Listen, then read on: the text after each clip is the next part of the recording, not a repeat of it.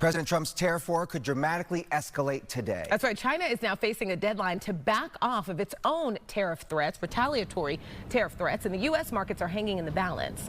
Doug is going to try and break it all down for us. Doug, I know there's a lot to get to. Good morning. Yeah, a lot going on. Despite the market turmoil that we've seen, the president says that his tariff plan will ultimately pay big dividends. China, though, may throw a curveball. President Trump got a jersey from the LA Dodgers as the World Series champs visited the White House yesterday. But when it comes to his tariff plan, China is vowing to go down swinging. That tariff isn't removed by tomorrow at 12 o'clock.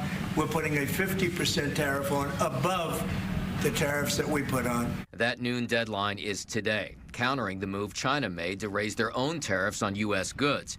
If that comes to pass, here's the breakdown for China. It's already facing a 20% tariff over the fentanyl crisis.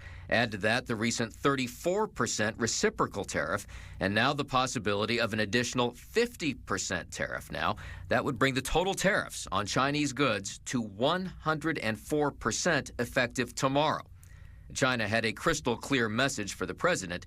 China will fight to the end. There are 50, 60, maybe almost 70 countries now who have approached us. The administration says plenty of countries want to negotiate their way out of higher tariffs, but it isn't clear how far the White House is willing to go.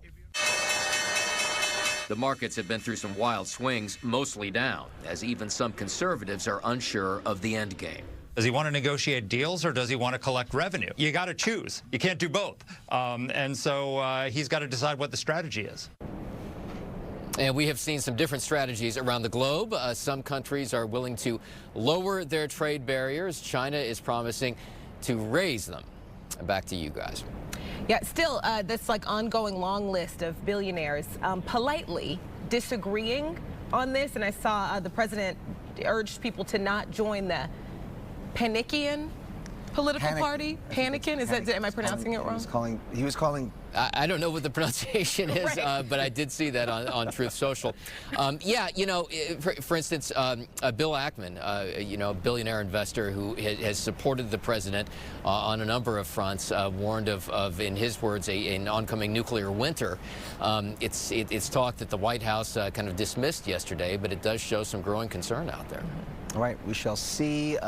Noon today, I think, is the important time that we're looking at when China responds, and we'll see what happens there. All right, Douglas Zader live for us in Washington. We appreciate it. We appreciate you, Doug. Thank you.